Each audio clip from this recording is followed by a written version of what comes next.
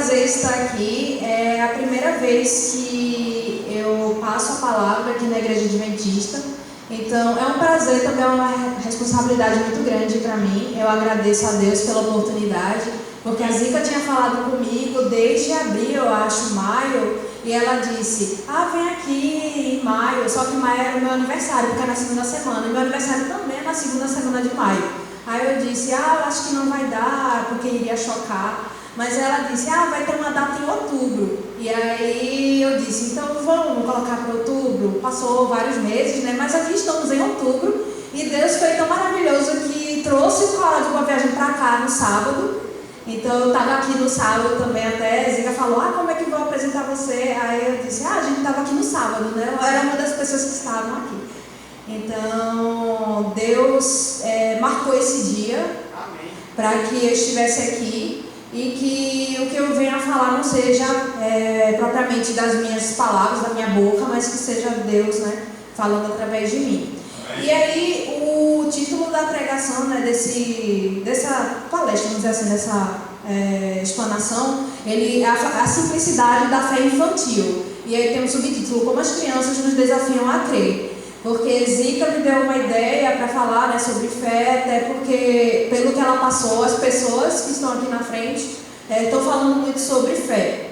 E aí eu pensei, amanhã também é o Dia das Crianças, então juntar um pouco desse conceito de fé com como a fé afeta as crianças. Mas essa explanação ela não tem esse cunho infantil, ela é mais também para a gente entender um pouco da fé, uma forma mais aprofundada, e também o que as crianças podem nos ensinar, de certa forma, alguns conceitos infantis podem nos ensinar sobre fé. Mas antes eu queria perguntar a vocês, de cabeça assim, sem abrir a Bíblia antes, o que é fé para vocês? Podem sentir à vontade para levantar a mão, participar.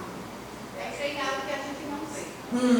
As coisas que a gente não vê, mas que espera, confia. Alguém mais? É só para saber a opinião de vocês. Essas coisas que se não vê. Exato. Antes de abrir a palavra de Deus, né, vamos fechar nossos olhos, vamos falar com o nosso Deus. Pai querido que está no céu, santificado, honrado seja teu nome. Aqui estamos com o objetivo de te buscar, de aprender cada vez mais de ti, Senhor. Que o Senhor possa me iluminar, querer falar aqui, querer abrir tua palavra. Também venha iluminar cada uma das pessoas que estão aqui, para que possam, Senhor, ter mais desejo de aprender de Ti. É isso que te peço e te agradeço em nome de Jesus. Amém. Deu para ver que algumas pessoas já têm decorado, né, o versículo, ele de fato ele se encontra em Hebreus capítulo 11, versículo 8. E quem tiver Bíblia pode abrir. Eu coloquei ele aqui, é só ver se eu consigo passar. Deixa eu ver se eu consigo passar aqui. Acho que eu não estou conseguindo.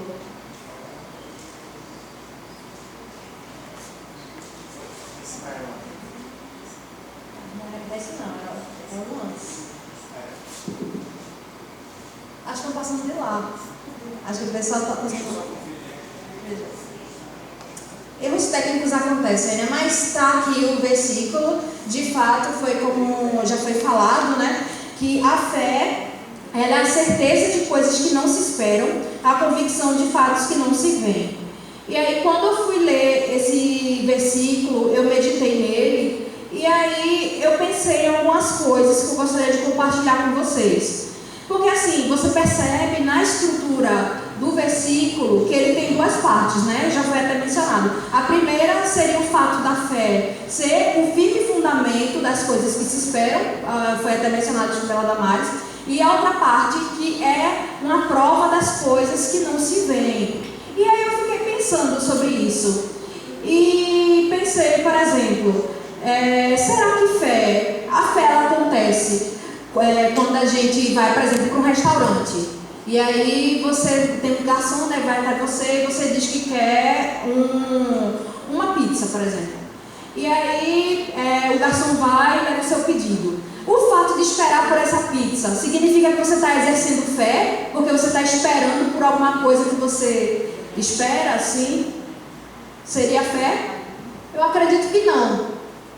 Porque se a gente usar só essa primeira frase, não seria fé. Seria apenas uma espera que não tem uma consequência que leve à fé. E tem a segunda parte do versículo sozinha, que seria essa parte de prova das coisas que não se veem, também ela não conceituaria a fé, porque apenas essa parte específica, ela seria um pouco desconexa, até porque a prova das coisas que não se veem, ela retrata um ato que a gente não se importa. Então, por exemplo, até eu estava vendo no carro com meu pai, e aí ele estava comentando sobre um local na fronteira entre Pernambuco e Ceará, onde os carros eles sobem a uma descida.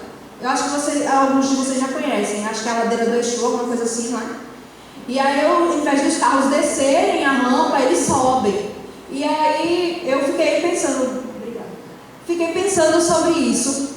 Porque se você não conhece o fenômeno, não é um fenômeno que vai lhe interessar. Você não vai procurar saber por quê, se é algo que você não conhece. Então, quando eu estava refletindo sobre a fé, como Paulo descreve aqui em Hebreus, nós vemos uma fé que ela precisa desses dois pontos, tanto que tem esse I, que ele liga a primeira ideia, define o fundamento das coisas que se esperam, e também ele vai somar com essa prova das coisas que não se vê. Ela depende dos dois para acontecer. E aqui eu coloquei esse versículo, ele se encontra em 2 Coríntios, capítulo 5, versículo 7, ele fala, para falar exatamente o que a fé não é. Porque ele diz aqui, né, Paulo, porque vivemos por fé e não pelo que vemos. Então a fé, ela não é o que a gente vê. Porque não faria sentido você ter fé numa situação que você está vendo. E um exemplo bem interessante que aconteceu na minha vida foi justamente quando eu fui nomeada em concurso público. Isso aconteceu em 2017, a situação de eu ter feito a prova, e em 2018 eu descobri que eu tinha realmente passado nessa prova depois de muitas outras, enfim. Mas eu só fui nomeada em 2022. Então, esse período de 2018 até 2022 foi um período incerto. Porque você tem a fila que vai caminhando e tudo, mas você sempre fica com aquela expectativa do e se? Então, esse conceito, pelo menos essa situação pessoal para mim, e para minha família também, foi muito uma questão de exercício da fé, porque sempre tem a possibilidade de acontecer, mas também tem a possibilidade de não acontecer. Então, a fé, ela envolve esses dois pontos. Uma situação que você espera, mas uma situação que você não vê, mas que você acredita que ela vai acontecer. Então, quando você vê a situação, como eu dei o exemplo da pizza, ele não seria o exercício da fé, porque você está esperando aquela situação de fato acontecer. E aí eu coloquei esse conceito, é o mesmo versículo, Hebreus 11, versículo 1, mas eu coloquei na tradução da Nova Versão Transformada, porque ele me impactou muito, porque ele cita o seguinte, que a fé, ela mostra a realidade daquilo que esperamos. Ou seja, o indivíduo, nós, quando temos fé genuína, nós cremos tanto naquela situação que ela se torna realidade para a gente, mesmo que ela não tenha acontecido.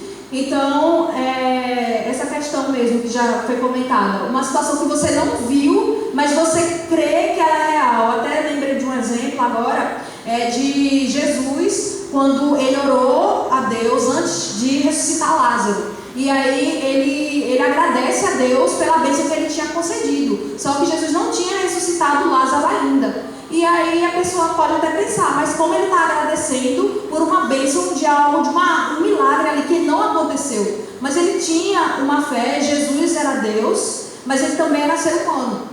E na oração dele, ele demonstrou o como ele tinha fé, ele precisava de fé. Imagina nós, seres humanos, né, o quanto nós precisamos exercer a nossa fé. Então, naquela situação ali de Jesus, ele já vislumbrava a realidade daquele ato que não tinha acontecido. E também, essa tradução, ela fala que a fé, ela mostra a realidade, né, do que esperamos, e além disso, ela nos dá a convicção de coisas que não vemos. Então, reforçando essa ideia de realidade, que a realidade ela é tão forte que nos dá a convicção que realmente essa situação que nós temos fé vai acontecer. E aí, aprofundando um pouquinho, coloquei 2 versículos que seriam para exemplificar essa questão da espera, por exemplo, da certeza das coisas que se esperam. Então, quais fatores, por exemplo, nós com fé, nós temos a fé no Deus da Bíblia, né? E na Trindade, e quais pontos de fé, vamos dizer assim, quais os pontos que nós esperamos. Então, um deles está em Tito, capítulo 1, versículo 2, você pode procurar na sua Bíblia ou ler aí, que a fé e conhecimento que se fundamentam na esperança da vida eterna. Então, um dos nossos pontos de fé que nós acreditamos que vai acontecer, que já aconteceu pela fé, é que temos a esperança da vida eterna. E o segundo ponto seria a salvação de almas. E como está dito aqui em 1 Pedro, capítulo 1, versículo 9. Pois vocês estão alcançando o alvo da sua fé e a salvação das suas almas. E essa convicção nós só adquirimos por meio da fé. E para também reforçar o outro ponto, que seria a segunda parte do versículo de Hebreus 11, versículo 1, que fala sobre a convicção de fatos que não vemos, é justamente, por exemplo, Paulo ele menciona, né, pois vocês são salvos pela graça. Então a graça também ela é um dos pontos da fé, porque nós, apesar de lermos a Bíblia, temos a convicção de que Jesus existiu como Deus e também como uma figura histórica. Nós não vimos os acontecimentos, não vimos os milagres com nossos olhos acontecerem, nós não vimos a sua morte, nós não vimos a sua ressurreição, mas nós acreditamos que ele não era simplesmente um profeta, mas que ele era o Cordeiro de Deus, que tirou o pecado do mundo. E por isso, ele, com a sua graça, ele nos salva. Então, com a fé, nós acreditamos nisso. Ou nós devemos demonstrar que acreditamos nisso, né? Se nós não demonstramos, é outra história. Mas a fé do cristão, do que as convicções dos fatos que não vemos, um deles é a graça de Jesus, né? A graça de Deus. E outro ponto que eu coloquei como exemplo é justamente o poder de Deus, que é citado aqui em 1 Coríntios 2,5. Para que a fé que vocês têm não se baseasse na sabedoria humana, mas no poder de Deus.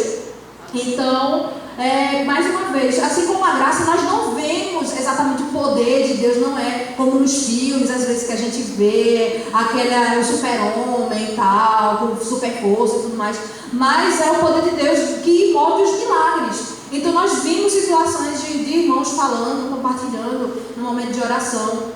Por exemplo, a irmã que falou que sai de madrugada e tudo mais, o genro da Zica falando que chega às 2 e pouca da manhã, sem dormir e tudo mais. São milagres de Deus que permitem que nada de mal aconteça, porque a gente sabe que o mundo é mau, cada vez mais o mundo está caminhando para a destruição.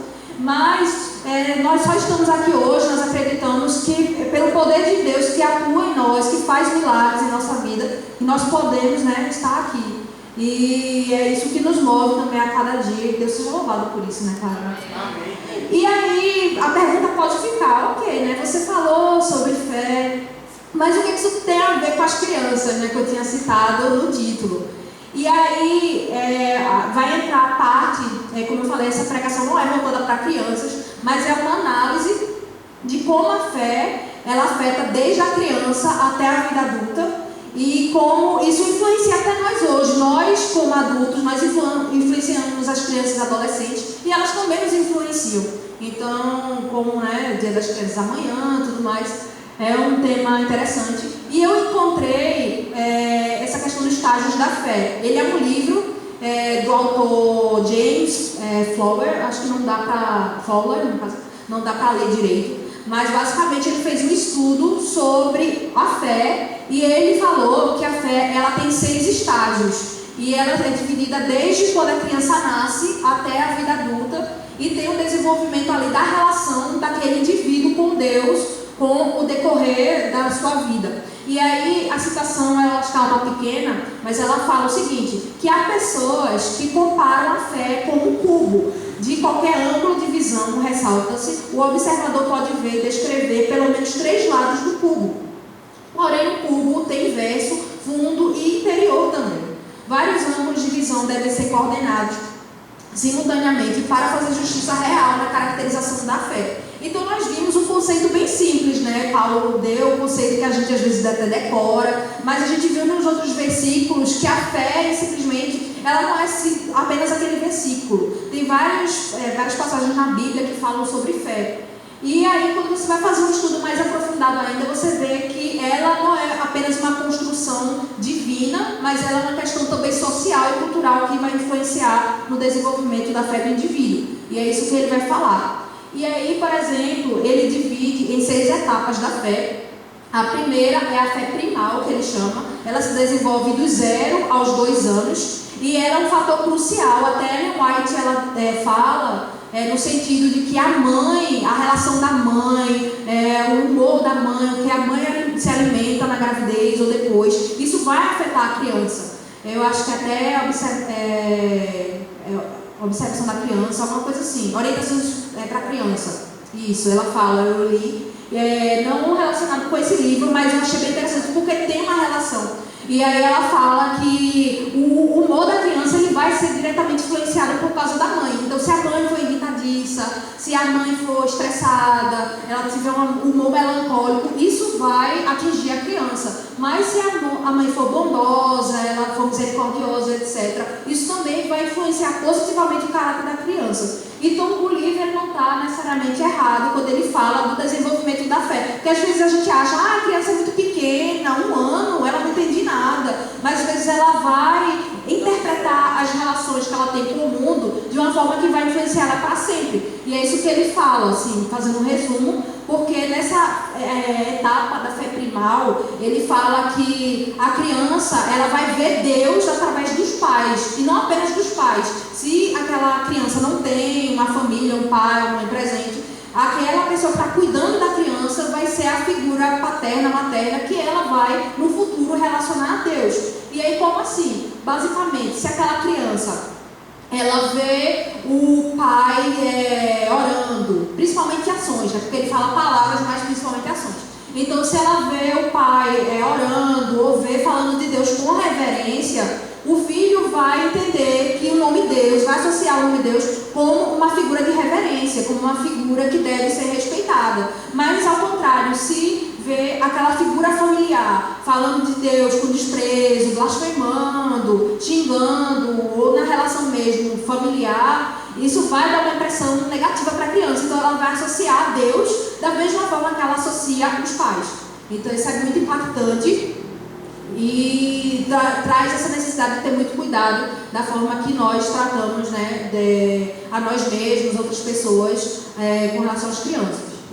E aí, a segunda etapa da fé seria a fé intuitiva projetiva. Ela surge a partir dos 3 aos 7 anos de idade e ela envolve muito mais a imaginação daquela criança, porque ela vai se tornar imaginativa. É aquela época que as meninas gostam de brincar de boneca, de palácio, essas coisas, e os meninos gostam de aventuras. E aí esse contato com Deus que a criança vai ter, ele vai ser mais relacionado às histórias bíblicas. Então você vê até materiais bíblicos que eles são voltados com histórias fantásticas sobre Deus. Então, por exemplo, eu quando era criança eu gostava muito da Arca de Noé. Eu lembro que eu ganhei um CD, eu ficava escutando toda noite para dormir, porque era aquela história do dilúvio e dos animais, os casais indo para a arca e tudo mais, e aí o pessoal ficava lá na arca 40 dias e tinha a pomba. Então tem toda essa carga de a criança almeja uma história mais fantástica, mais ilusória, vamos dizer assim. E aí elas gostam de ouvir nessa idade, de ouvir o poder de Deus. Então por isso que ele fala que é intuitiva projetiva, porque ela vai usar a mente para projetar a imagem dela sobre Deus. Vai ter essa questão, né, dos pais também, mas também as histórias que ela vai começar a ouvir e vai começar a absorver. A terceira fase é entre 7 a 10 anos, e aí a criança ela já vai ter uma capacidade cognitiva maior, e nessa capacidade ela vai absorver literalmente as histórias bíblicas. Então ela vai começar a gostar de histórias, por exemplo, de Davi com Golias, Daniel na cova dos leões, porque ela vai ter essa noção de Deus através de histórias, desse tipo de histórias, relações entre o ser humano e Deus. E aí, com o desenvolvimento da própria criança, ela já vai ter uma ideia também de um Deus de barganha, um Deus que ele é meio sobre as obras. Não tem umas pessoas que acreditam, né, que Deus só salva pelas obras. Então a criança ela vai ser um pouco nesse sentido também, porque ela já vai entender que ela vai ser recompensada pelos pais quando ela faz alguma coisa boa. Se ela não faz alguma coisa boa, ela ganha o quê, né? A gente sabe. Mas se ela faz alguma coisa boa, ela ganha presente, ela ganha carinho. Então ela espera que Deus seja assim com essa criança, que ela vai fazer coisas boas e Deus também dar coisas boas, vai ser essa relação. Que é um Deus que ele chama um Deus retributivo. E tem o quarto estágio, que seria a fé sintética convencional. Nesse estágio, a criança ela já não é mais criança, né? Já é um pré-adolescente. E aí já começa a ser uma fase mais complicada, porque ela já vai primeiro a ver a formação do indivíduo. E aí nessa formação ele já vai entender que ele é uma imagem desvinculada dos pais.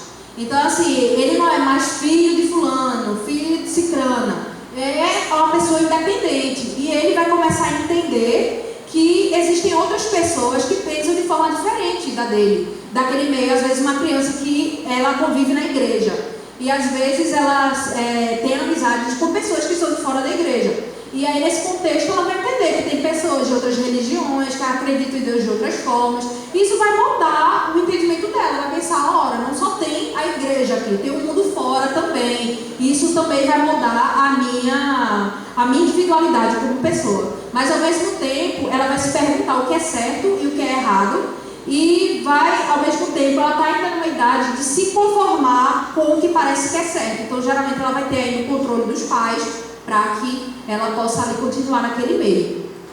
A fé individual reflexiva é o período mais complicado, é o quinto período, já a criança perto, adolescente, né, perto de sair da adolescência, é quando ele vai formar experiências cristãs, e é o período que os jovens mais param de ir aos cultos, porque é o período que aquela pessoa, né, já estava na idade, no período anterior, que ele vai desenvolver sua individualidade. Então, quando ele está entre 15 e 17 anos, ele já pensa assim, essa aqui de igreja não é para mim, não é quem eu sou como pessoa, eu sou de outra tribo, eu faço outras coisas. E aí ele vai começar a se distanciar, é a tendência, né? A se distanciar dos valores da família ali, dos valores culturais, da igreja, para procurar outros caminhos e não querendo aprovação mais, não se importando com a aprovação da família. E aí o autor fala que é o momento que a fé é testada, porque lá atrás já havia uma bagagem para aquela criança, que ela formou desde que nasceu, já formou o caráter e tudo mais. E aí quando ela vai chegar nessa idade, que é a divisa entre a infância e a fase adulta, ela já vai sentir, eu já sou livre, eu vou escolher outras coisas. E aí pode ser o período de fato aquele adolescente que não tinha uma base firme, não tinha uma experiência com Deus, ele já vai se afastando da igreja, não se interessa mais em ir, enfim. E aí ele vai se perguntar também por que o mal existe. Porque eu falei anteriormente, né, que antes aquela criança, quando era criança, ela tinha um interesse, porque Deus, ele é maravilhoso, ele é poderoso, e Deus, ele é um Deus justo, que eu faço coisas boas, ele vai fazer coisas para mim. Mas ele, nessa idade, ele vai descobrir que não, que as coisas boas, elas acontecem com qualquer tipo de pessoa, com maus e bons, e coisas ruins acontecem com maus e também acontecem com pessoas boas. Então aquele adolescente vai se perguntar por que o mal existe, por que existe sofrimento. E aí isso pode levar também ao afastamento de Deus, né? Esse conflito. E aí eu coloquei embaixo o exemplo de Sansão, porque Sansão, ele foi um jovem meio emblemático, porque desde o seu nascimento, Deus, o próprio Jesus, ele guiou o nascimento e o crescimento de Sansão. Mas isso não impediu que Sansão seguisse seu próprio caminho. Então é muito importante pensar nisso, né? Que tem toda essa construção que de fato a família influencia, o meio influencia, mas chega um ponto que aquele indivíduo ele vai desejar seguir seu próprio caminho, segundo essa teoria e como a gente vê de fato, né? Aí tem essa questão da fé conjuntiva, ela é muito permanente para quem continua na igreja, ela surge mais de 18 anos. E aí é quando o jovem ele fica já conformado e tem essa questão de incorporar ideias do sobrenatural e do racional. O que seria o sobrenatural? Seria, por exemplo, a oração, que acontecem milagres e tudo, seria uma ideia do sobrenatural, que ele chama. Mas a ideia do racional também não seria a liturgia, seriam questões relacionadas àquela doutrina da igreja, que também se relacionam com a moral, etc. E aí seria uma fé mais morna, se você perceber, porque ele fala que o indivíduo, ele continua na igreja, mas ele aceita contradições que existem, ou seja, ele está ali, está exercendo aquela fé, mas de uma forma muito morna, porque você não vê um aprofundamento nessa fé. Então é um caminho do indivíduo, dele, quando ele atinge a maioridade, se ele decide continuar na fé. E a última seria a fé universal, que também ela pode atingir mais de 18 anos, mas é um estado diferente, porque ela relata sobre o indivíduo que ele está tão ali centrado em Deus, ele teve já uma experiência com Deus de uma forma que ele está disposto a sacrificar seu estilo de vida pela sua fé. E aí o autor ele cita exemplos, ele citou o exemplo também de Moisés, mas nessa noite eu queria focar um pouquinho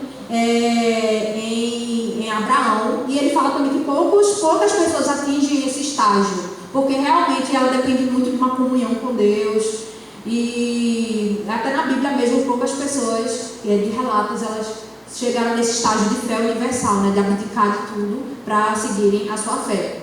E aí eu gostaria de direcionar os irmãos para Gênesis, capítulo 12, versículos 1 a 4. Eu sei que eu falei muito fora da Bíblia, mas vamos voltar para a Bíblia, né, que é o nosso foco.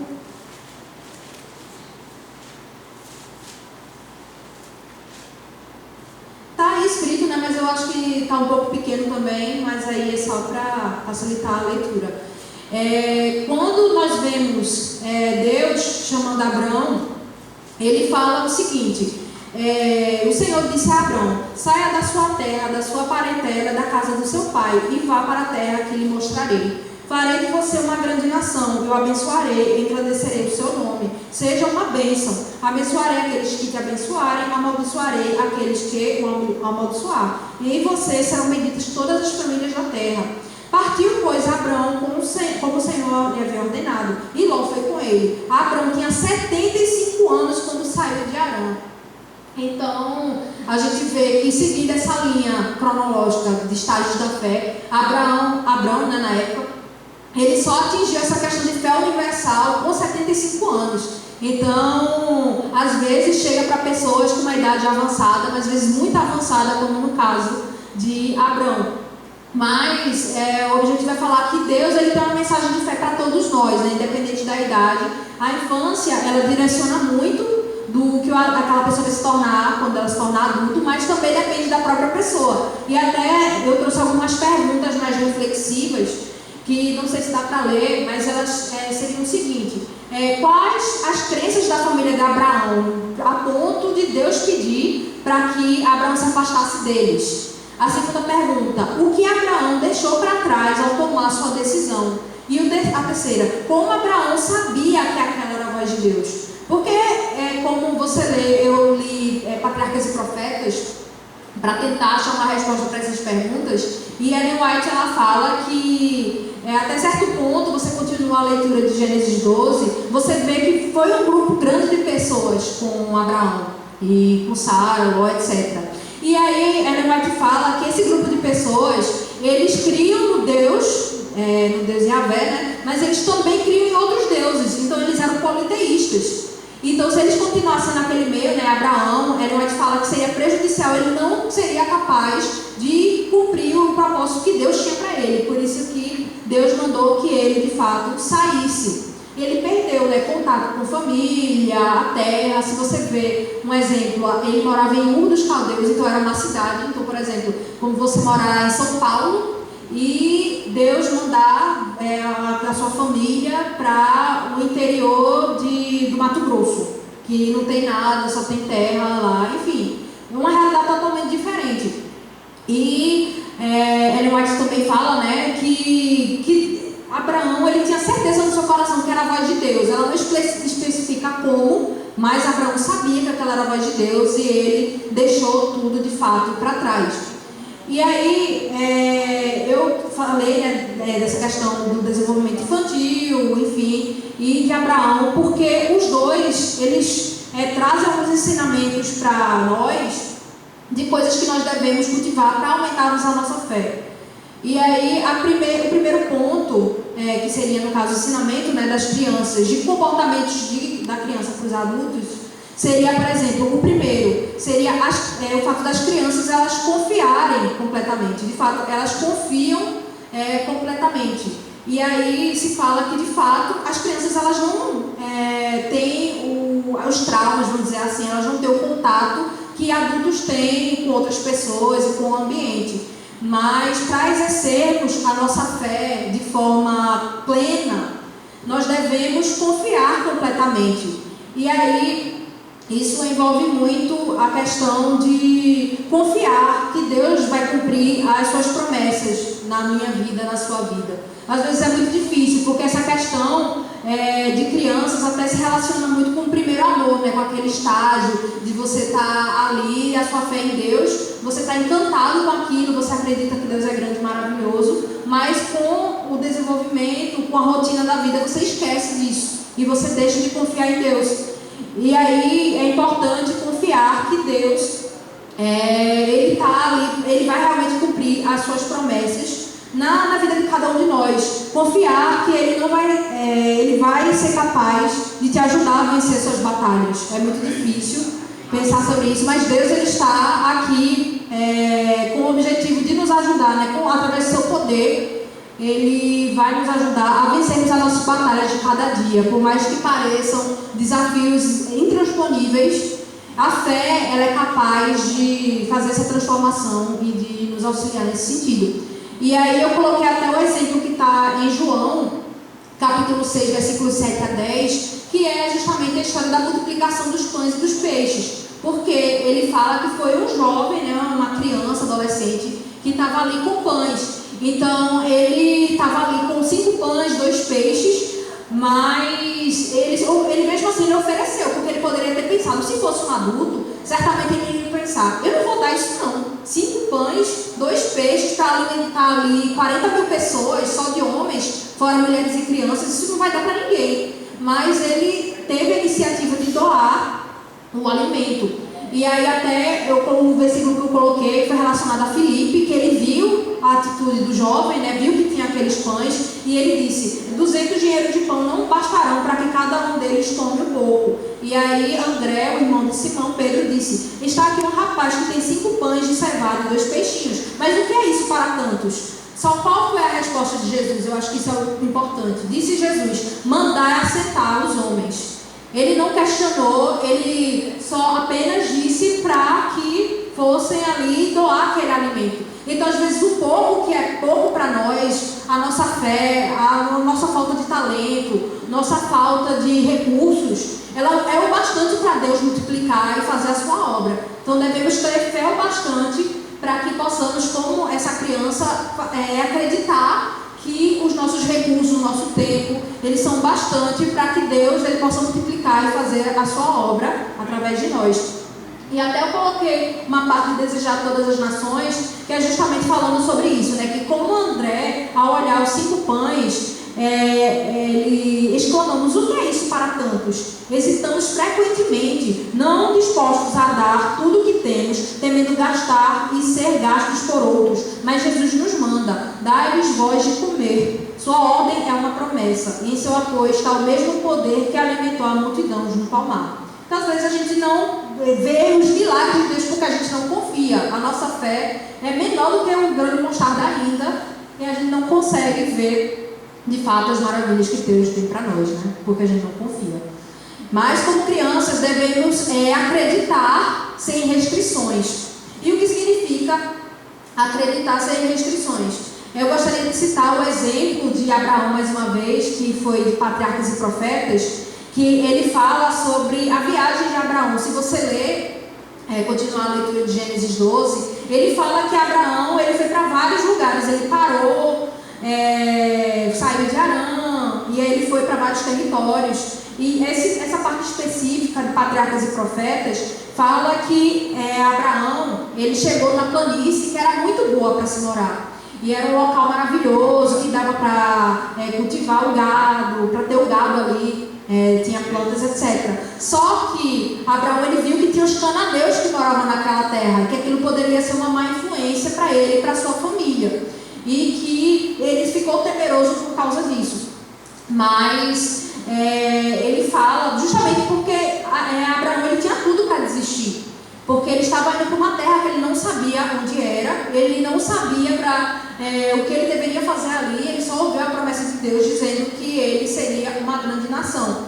Mas Ellen White, ela fala que apesar das dificuldades, tinha ali o pessoal que dependia dele, né? A sua família dependia dele. E aí é falado aqui que estavam certos que Deus era seu amigo e de que ainda os estava guiando. Abraão não podia explicar a direção da providência, não realizara as suas expectativas, mas mantinha com firmeza a promessa: abençoar-te-ei e engrandecerei o teu nome e tu serás uma bênção. Então nós, como crianças, nós devemos acreditar sem restrições, acreditar que Deus é Senhor do universo, Senhor da nossa vida, da sua vida. Às vezes a gente não crê nisso, a gente prefere crer ou demonstra crer no acaso ou na ciência, mas não cremos no Deus que nos criou e no Deus que criou as obras que existem na natureza.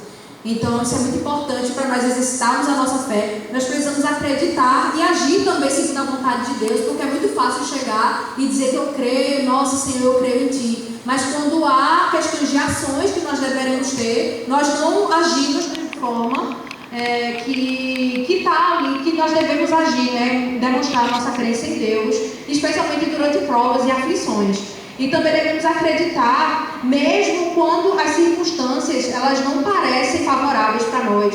E parece que as promessas de Deus elas não vão se cumprir no tempo que deveriam se cumprir, ou da forma que deveriam se cumprir. Nós devemos estar confiantes, porque Abraão ele passou muito tempo para que tivesse Isaac, por exemplo, ele começasse a ter a sua linhagem de fato, ser uma grande nação.